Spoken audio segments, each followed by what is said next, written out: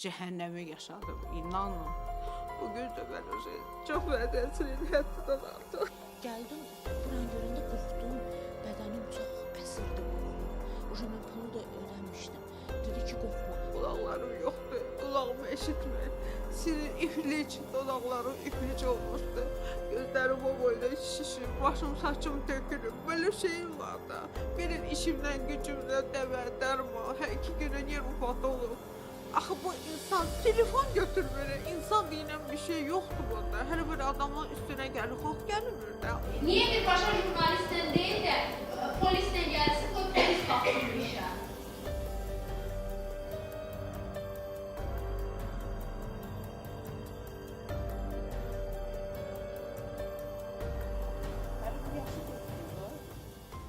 Qaynar xəttimizə müraciət edən Günel Cəfərova bildirir ki, sosial şəbəkədə tanıdığı Esmira İbrahimova onu əməliyyat edib, lakin əməliyyat uğursuz alınıb.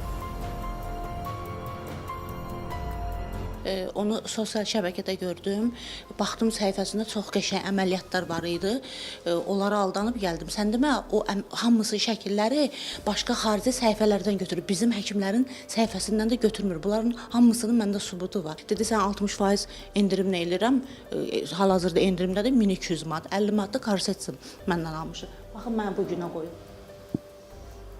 Hər iki tərəfini bu günə qoyum. Dedim ki, doktor, gəl bir-birimizə pislik eləməyək də, mənim pulumu ver, mən çıxım gedim, başqa yerdə elətdirim.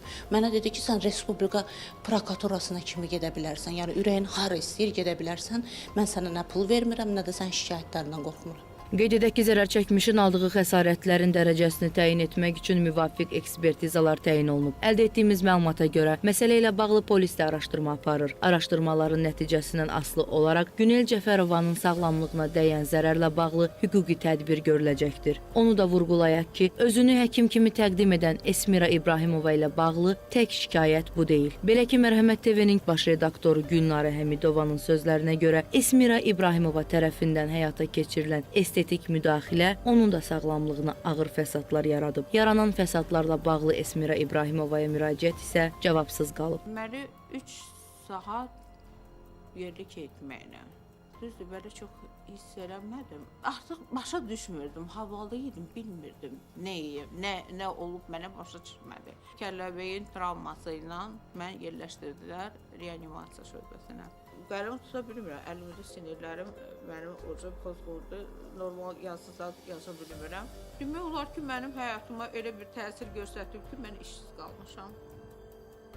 5 ay mən yataqda olmuşam. Esmira İbrahimova, hardan tanıyırdınız? Sosial şəbəkələrdə paylaşımlarının, çox güclü paylaşımlar gedirdi. İstəyərdim buna çox ciddi baxılsın, həddindən artıq. İnsaniyyət deyilən bir şey yoxdur orada. İddialarla bağlı Esmira İbrahimova ilə əlaqə saxlamağa çalışsaq da, hamilə olduğunu kamera qarşısına çıxa bilməyəcəyini söylədi və suallarımızı cavablandırmaqdan yayındı. Məsələnin hüquqi tərəfi ilə bağlı kanalımıza açıqlama verən hüquqşünas Şamil Paşayev bildirib ki, əməliyyatdan sonra yaranmış hər hansı problemlə bağlı pasiyent klinikaya təkrar müraciət edə və kompensasiya tələb edə bilər. Pasiyenti əməliyyat edən həkimin bu əməliyyat etməyə icazəsi varmı? Və yaxud da həmin klinikada həmin əməliyyat etməyə icazə varmı? Müvafiq lisenziya və sertifikatlar varmı? Bütün bunlar olduqdan sonra əməliyyatın üstündən 3 ay, 4 ay, 5 ay keçməyinin heç bir dəxli və aidiyyatı yoxdur. Əgər estetik cərrahın etdiyi əməliyyat nəticəsində çapıq, yara, xəsarət və s. varsa, bununla bağlı həkimə təkrar müraciət eləyər. Bunların aradan qaldırılması üçün xəstəxana və həkim aidiyyat tədbirlər görməlidir. Bu böyrək əməliyyatı, qaraciyər əməliyyatı deyil. Bu konkret olaraq estetik əməliyyatdır.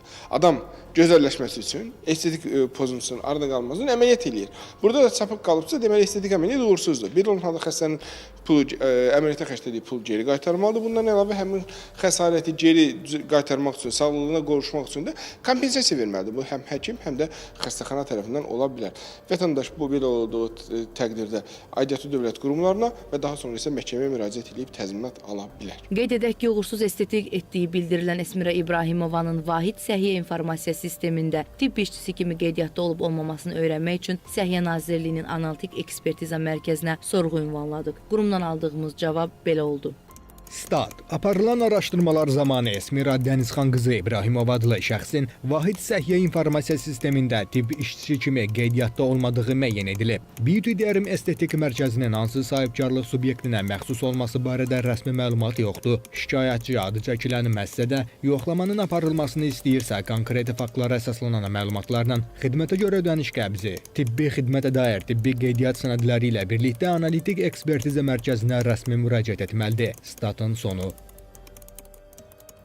Beləliklə, sosial şəbəkələr üzərindən təqdim olunan estetik xidmətlərə aldanma halları bir daha göstərir ki, vətəndaşlar sağlamlıqlarına etibar etdikləri şəxslərin kimliyini və səlahiyyətlərini əvvəlcədən dəqiqləşdirməlidirlər. Bir daha xatırladaq ki, estetik və tibbi müdaxilələr yalnız qanunun tələblərinə uyğun, müvafiq lisenziya və sertifikata malik tibb müəssisələrində həyata keçirilməlidir. Məsələni nəzarətdə saxlayacağıq. Fəridə Şahbazova, Orxan Balayev, Xaliq Babayev, APA TV.